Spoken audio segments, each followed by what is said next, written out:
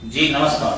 तो चलिए आते हैं हम अपने Bihar staff selection commission, Bihar दरोगा और बीपीएससी के जो सिलेबस है उसमें प्राचीन काल के इतिहास की हमने शुरुआत किया है।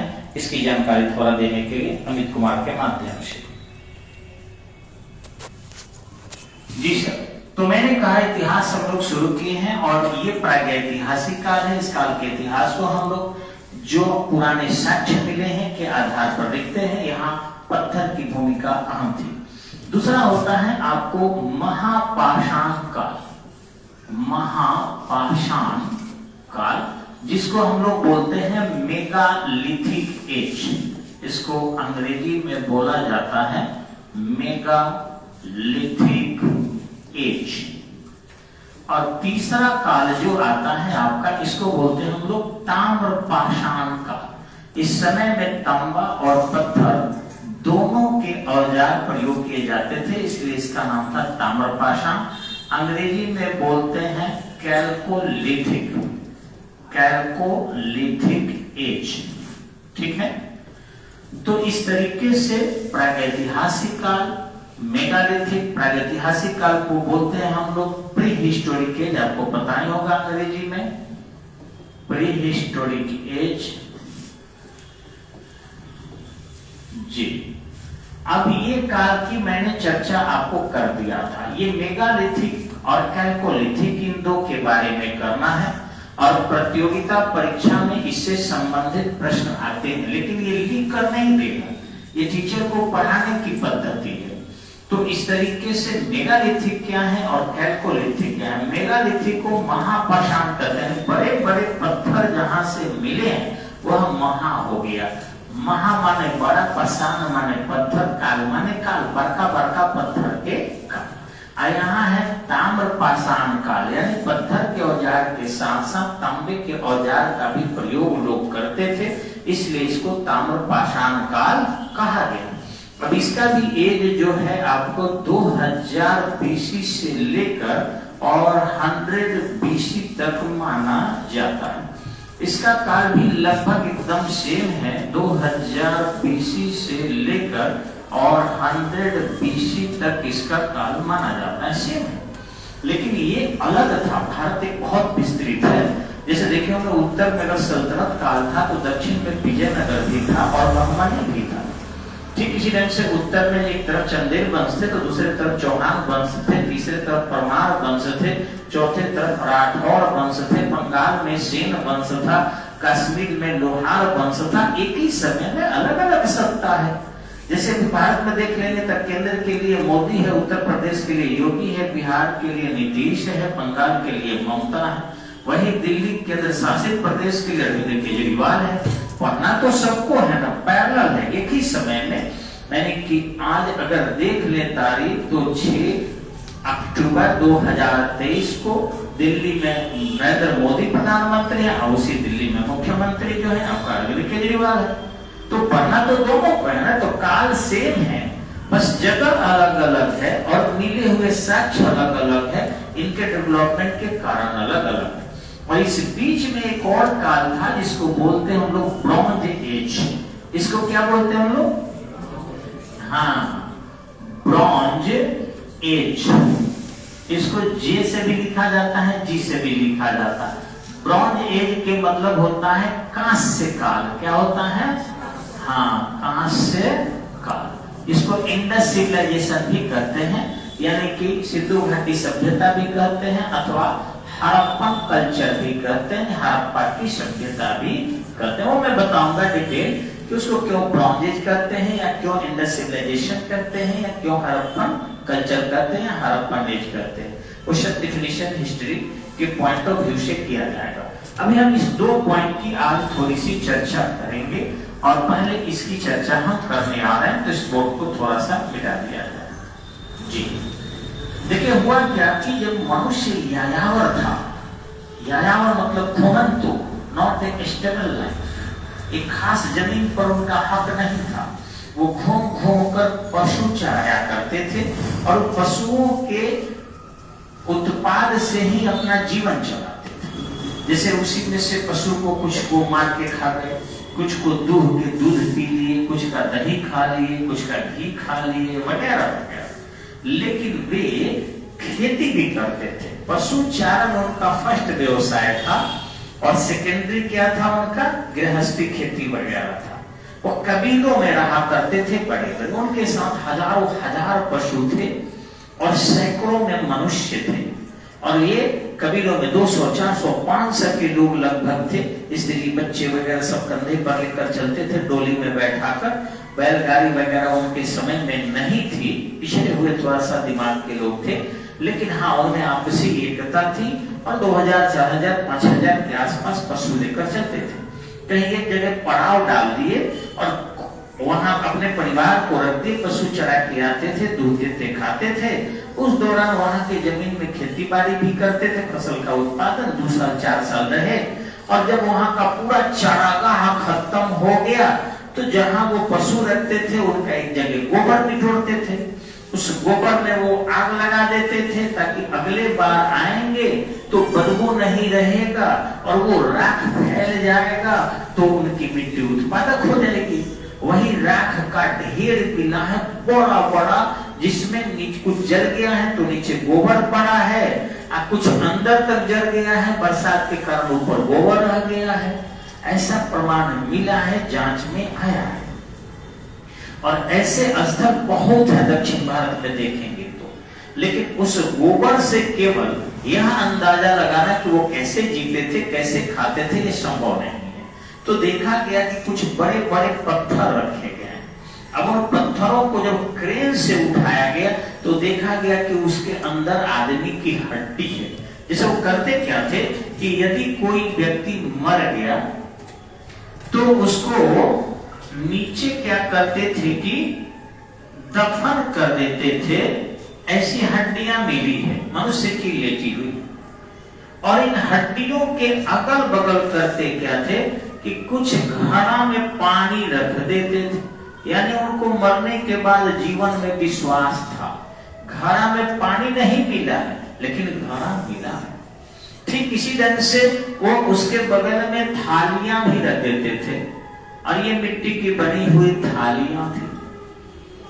ठीक इसी ढंग से उस व्यक्ति के बगल में देखा गया कि हाशिया भी रखा हुआ है, और ये हाशिया जो था वो बिल्कुल तीक्ष्ण पत्थर का बना हुआ था।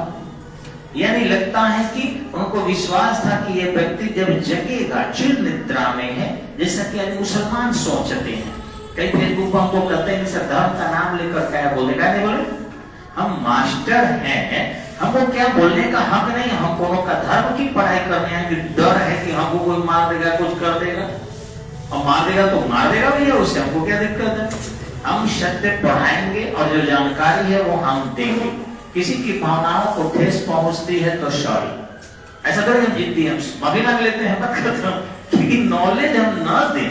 किसी को ठेस पहुंचेगा, किसी को दुख लगेगा, ये गलत बात है। दुख लगे तो लगे, हम दुखी नहीं कर रहे हैं। हमारी अंदर भावना नहीं कि आपको दुख पहुंचाए, हमारी भावनाएं हैं आपको ज्ञान दे, और जितना मात्रा में आपको दुख पहुंच रही है उसके दूसरे मात्रा में हम सॉरी बोल रहे हैं। आप दुखी मत होइए, दुखी होइएगा, नॉलेज लीजिए, बात करते हो हमसे दुखी होइएगा, बड़ा नुकसान कर दीजिएगा हमको, इसलिए बड़ा नुकसान हमको नहीं चाहिए, ऐसे ही बहुत नुकसान मेरा हमें। तो मैं बता रहा था आपको कि मुस्लिम लोग जीवन में विश्वास करते हैं। उनका कहना है कि हम सभी जो कब्र में गए हैं वो मरे नहीं है, लेटे हैं। वहां लिखा हुआ है कुरान शरीफ में कि सभी लेटे हुए हैं, और एक दिन अल्लाह का आएगा जब सब अपने कब्र से उठ के खड़े हो जाएंगे आमीन करके, और फिर वो अल्लाह का दिन क़यामत का दिन होगा, सबसे बड़ा होगा, पूरे धरती पर इस्लाम होगा। इस उम्मीद में मैंने सबको जाता है, लेकिन हिंदू अनुसंधान करके थक गए। सनातन समझ गए कि नहीं, कोई भी शरीर त्याग देने के बाद जीवित होना संभव नहीं है, इसलिए अपना जला देते हैं, मिटा देते हैं, उस समय करने के लिए नहीं छोड़ते हैं। यहाँ पर हिंदू भी समझ रहे थे उस समय में कि मरने के बाद भी जीवन है। 2 प्रकार से हम सोते हैं, एक सोते हैं 4-5-6 घंटा के लिए या 10 घंटा के लिए, और एक सोते हैं हम लोग 10-20-50 साल के लिए। 50 साल बाद फिर हमारा पुनर्जीवन होगा और हम उठ के खड़े होंगे। तो आज तो इनके लाश का किसी का 2300 वर्ष, किसी का 2500 वर्ष हो गया गराए हुए ना। आज के हिसाब से देखिए तो 2300 वर्ष पहले, आज 2023 से नहीं माने 4043 वर्ष हो गया, आज तक कोई तो हिंदू समझ गए कि ऐसा कुछ होने वाला नहीं है। तो ये मिला है। उनके कब्रिस्तान में खुरपियां भी मिली। अब बताइए कि उनके कब्रिस्तान में अगर ये सब चीज रखा हुआ, पत्थर की ही खुरपियां हैं, ठीक है, तो ये खुरपी जो है सभी पत्थर के डिजाइन करके बना के रखते थे वे लोग। तो ये कहां से सेलेक्ट हो गया भाई? तो ये पत्थर के औजार जो थे उनकी थी, जिससे वो खोदने का काम कर। अब इसको कोई चुरा के नहीं ले जाए। गिलास भी मिला है, आश्चर्य करेंगे आप कि वहां से गिलास भी पत्थर का मिला है, मिट्टी का मिला है। अब बताइए कि कितनी व्यवस्था उनके पास थी। वो समझते थे कि भाई उठेगा बेचारा, ढालेगा, पानी पिएगा, थाली में ड्राई फ्रूट्स भी रखा हुआ था, खाएगा। हाँ मिला है, सड़ा हुआ ड्राई फ्रूट्स मिला है। और मैं नहीं बता रहा हूँ, ये जितने मेगालिथिक के पढ़ने वाले लोग होंगे समझ रहे होंगे कि सर एकदम सटीक बना रहे हैं। और छोटे छोटे ये लोग पत्थर जो है यहाँ रख देते थे। थोड़ा कलर चेंज कर दे कि आपको साफ साफ नजर आए। तो ये पत्थर इतना संख्या में रखते थे कि शायद कोई जीव जंतु घुसना चाहे तो इस भूल भूलैया में नहीं घुसेगा, और जो लेटा हुआ व्यक्ति है उसको सांस मिलता रहेगा, क्योंकि हवा तो कहीं भी प्रवेश कर जाती है। और इस तरीके से व्यक्ति को नींद जब खुलेगी, चिर निद्रा से जगेगा, तो उसको सांस मिल सकेगा।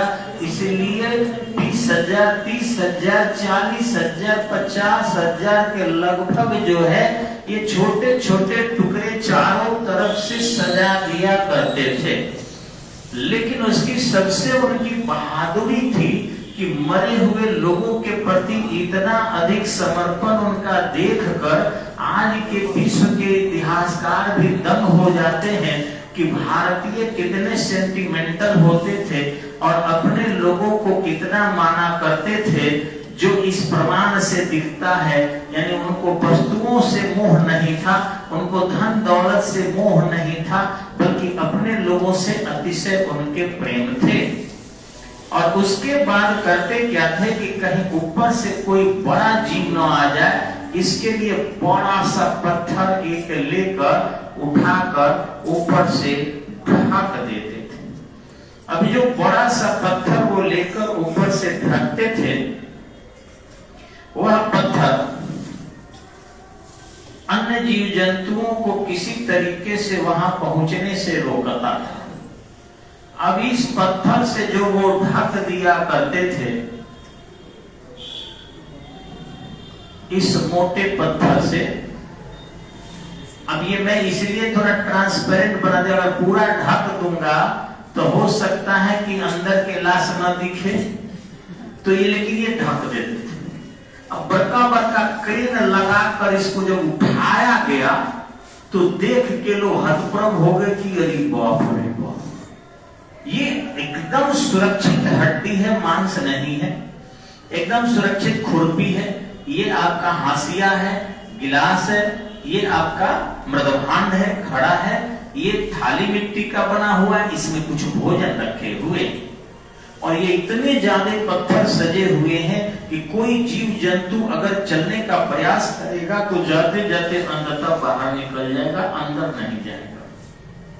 इस हिसाब से पत्थर को खड़ा कर करके हजारों हजार की संख्या में पत्थर रख दिया करते थे कि इन्हें कोई गोजर भी जाके न काटे। यानी मरने के बाद उनके जीवन में अतिशय विश्वास था और पुनर्जीवन की ये कामना करते थे, जिससे ये उठेगा। अगर ये केवल रहता तो रहता, उठेगा तो व्यक्ति अपने निकाल लेगा, इस हंसिए से सारे पत्थर को बाहर निकल जाएगा और फिर अपना कमाएगा। हम दोबारा जब आएंगे 10-20 साल बाद तो इस व्यक्ति से फिर मिल लेंगे कि भैया हम लोग आ गए, हम लोग तत्काल चले गए थे दूसरे तरफ पशुचारण करने के लिए। और इसी बड़े बड़े पत्थर के कारण इसको क्या कहा गया?